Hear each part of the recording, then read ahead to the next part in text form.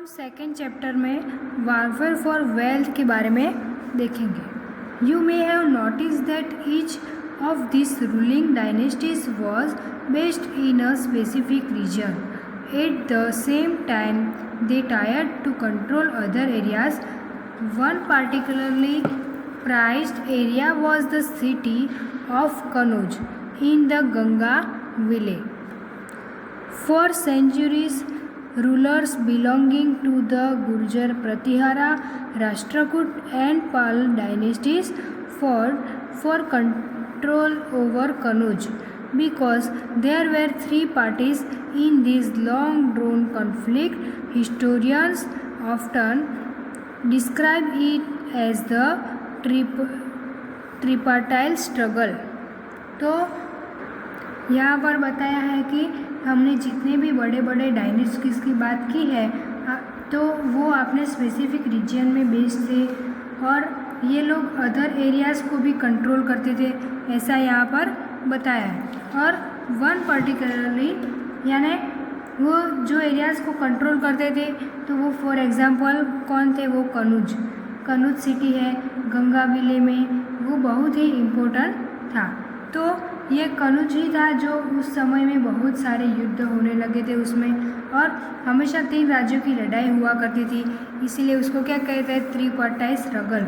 तो ये तीन राज्यों में कौन कौन तीन राज्य था, गुर्जर, प्रतिहार, पाल डायनेस्टीज, राष्ट्रकूट, ये तीन थे वो राज्यों जो हमेशा लड़ते थे कि किस तरीके से मेरा कनौज पर कंट्रोल हो जाए, यानी कि किस तरीके से मैं वो उस राज्य पर कंट्रोल कर सकूं। ऐसे तीनों राज्यों लड़ाते थे क्योंकि इसमें थ्री पार्टी इन्वॉल्व थी। ये थ्री पार्टी कौन थी, इन्वॉल्व थी इस पूरे स्ट्रगल में। तीनों राज्य गुर्जर, प्रतिहार, राष्ट्रकूट और पाल डायनेस्टीज वो इन्वॉल्व थे, इसीलिए इस पूरे स्ट्रगल को इस तरह से स्ट्रगल को क्या कहते हैं, ट्रिपार्टाइट स्ट्रगल। तो इसके बाद देखेंगे as we will see PP 62-66 rulers also tried to demonstrate their power and resources by building large temples. So when they attacked one another's kingdoms, they often chose to target temples which were sometimes extremely rich. You will read more about this in chapter 5. तो यहाँ पर बताया कि कई बार जो rulers वो होते वो हमेशा अपने पावर्स को क्या करते हैं, डेमोन्स्ट्रेट करते थे या फिर अपने पावर को दिखाते थे कि हम ज़्यादा पावरफुल है, ऐसा सबको बताते हैं। उसको दिखाने के लिए किंग्स बहुत बड़े बड़े टेम्पल्स भी बनाते हैं और वो कई बार राजा अनदर किंगडम्स को अटैक करते हैं। यह बताए अनदर किंगडम्स को वो कई बार वो राजा है वो अटैक करते हैं तो वहाँ के टेम्पल्स को टारगेट करते थे। वो लोग क्या करते थे, वहाँ के जो भी टेम्पल्स थे उनको टारगेट करते थे कि क्योंकि वो टेम्पल्स वहाँ पर बहुत ज़्यादा पैसे होते, वो टेम्पल्स थे वहाँ पर उनके बहुत ज़्यादा पैसे होते थे और सोना चांदी भी वहाँ पर हम सभी लोग रखते थे, इसीलिए वो ज़्यादा उसके लार्ज भी बहुत ज़्यादा होते थे। तो इसके बाद one of the best known of such rulers is Sultan Mohammad of Ghazni, Afghanistan.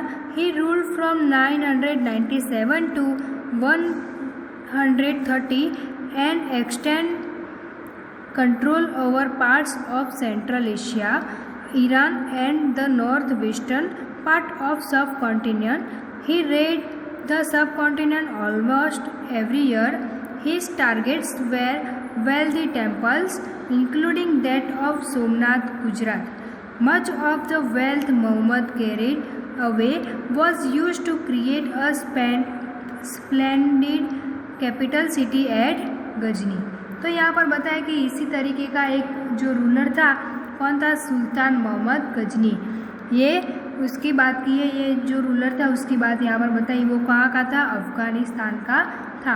और ये रूलर ने रूल किया था कि 997 to 130 में वहाँ तक वो, और उसका एम्पायर था वो भी सेंट्रल एशिया से लेकर ईरान, नॉर्थ वेस्टर्न, ये सभी बताया। वो जो एम्पायर था वो central Asia, Iran and north western, वहाँ से वो सब इंडियन कॉन्स्टिट्यूशन तक फैला हुआ था, ये भी यहाँ पर बताया है। और इसने इंडिया पर एवरी ईयर यानी पूरे हर साल वो क्या करता था, रेड करता था, यानी उसने उन सिटी पर रेड लगाया था। और यहाँ के वेल्दी टेम्पल्स जो थे ये भी बताया, यहाँ पर जो वेल्दी टेम्पल्स थे उनको, उन टेम्पल पर क्या किया था, टारगेट दिया। वो कहाँ के थे, सोमनाथ के, उन सब पर उसने टारगेट किया था। उसके बाद Somnath Sultan Mohammad was also interested in finding out more about the people. He conquered and entrusted a scholar named Al-Biryani to write an account of the subcontinent. This Arabic work, known as the Kitab-ul-Hind, remains an important source for historians. He consulted Sanskrit scholars to prepare this account. तो यहाँ पर बताया है कि जो पैसे मोहम्मद लूट कर ले गया था उसको क्या किया, कैपिटल सिटी में भी, वो सब क्या थी, कैपिटल सिटी में थी। गजनी बनाने के बाद उसको यूज़ किया, उसमें क्या किया, सुल्तान मोहम्मद ने इंटरेस्टेड फाइंडिंग को यूज़ किया और वो बहुत ही इंटरेस्टेड था कि लोगों के बारे में जानकारी लेने, यानी उनके सब पीपल जो थे उनके बारे में अलग अलग जानकारी लेने में वो बहुत क्या था, इंटरेस्टेड था। लोगों के बारे में वो जानकारी बहुत ले ली थी। जिन इलाकों में वो रेड कर रहा है, यानी अचानक जानकारी के बाद वो जब भी रेड करता है तो वहाँ रूल कर रहा है कि अलग अलग मतलब की जानकारी लेके वो वहाँ पर रूल कर रहे हैं कि लोग कैसे हैं, क्या पहनते हैं, क्या बात खाते हैं, क्या करते हैं, ये सब चीज़ों को जानने में वो काफ़ी इंटरेस्टेड था। ऐसे यहाँ पर बात की है कि जो भी पीपल में, वो विलेज में जो पीपल रहते थे वहाँ पर वो सब क्या खाते थे, क्या पहनते थे, क्या करते थे, लोग कैसे हैं, वो सब जानकारी में वो बहुत इंटरेस्टेड था। ऐसे वो सब पर रेड भी करता था। तो ये रूलर है मोहम्मद गजनी, यहाँ पर बताया है मोहम्मद ऑफ गजनी, वो एक रूलर था। ऐसी बातें इंटरेस्टेड मतलब कि ऐसे उन सब पर रूल करने में बहुत ही इंटरेस्टेड था। और एक पर्सन है जो जिसका नाम था अल बिरूनी, यहाँ पर बताया एक पर्सन था स्कॉलर, उसका नेम था अल बिरूनी। तो ये इसको ये नाम दिया क्योंकि ये सब कॉन्टिनेंट है। ये क्या है, अल बिरूनी, यहाँ पर बताया कि account of the sub continent है, उसके बारे में जानकारी लिखे। और ये सब भी बताया कि ये जो भी अल बिरूनी है उसके बारे में अरेबिक वर्क और उसके बारे में आप जानकारी लिखिए। और उसमें अरेबिक वर्क लिखी है कि उसका नाम है क्या, यहाँ पर बताया किताब-उल-हिंद, ये उसने अरेबिक वर्क यानी एक किताब लिखी है, उसका नाम है किताब-उल-हिंद। तो और ये हिस्ट्री का एकदम बहुत ही इम्पोर्टेंट सोर्स है। यहाँ पर ये भी बताया कि इम्पोर्टेंट सोर्स है हिस्टोरियंस। और उसने बहुत सारे संस्कृत स्कॉलर्स को कंसल्ट किया है। यहाँ पर बताया ही कंसल्टेड संस्कृत स्कॉलर्स, उसने बहुत सारे संस्कृत मतलब जो स्कॉलर थे संस्कृत थे उसको भी कंसल्ट किया है। और अकाउंट क्रिएट करने के लिए भी कंसल्ट किया है। और वो लोग क्या करते थे, प्रिपेयर दिस अकाउंट, यानी वो खुद का एक अकाउंट भी क्रिएट करते थे और उनको भी उसने मतलब कि कंसल्ट किया है।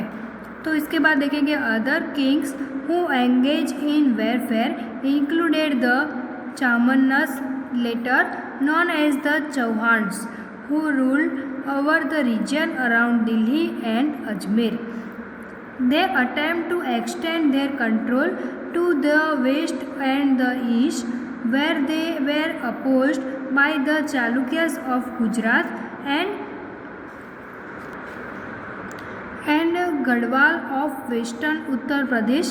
The best known Chamanna ruler was Prithviraj III, 1168 to 1192, who defeated an Afghan ruler named Sultan Muhammad Ghori in 1191 but lost of him the very next year in 1192।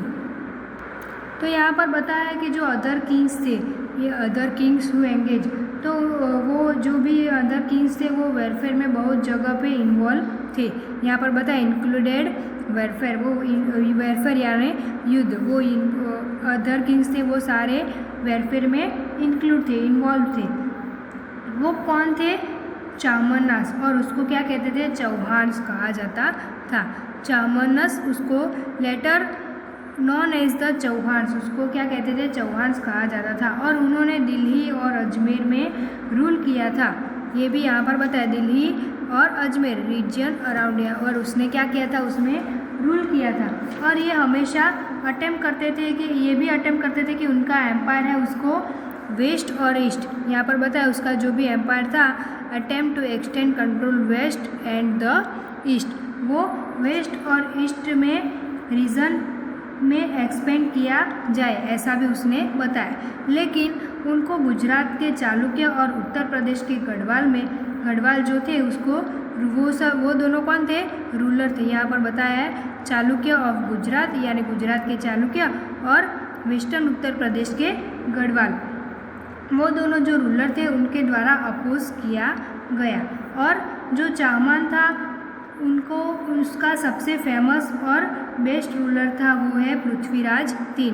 ये भी बताइए, जो चाहमान है उसका बेस्ट और एकदम उसका चाहक रूलर था, बेस्ट रूलर फेमस था, वो कौन है? पृथ्वीराज III। वो क्या है? 1168 से 1192 में उसने क्या किया था? रूल किया था।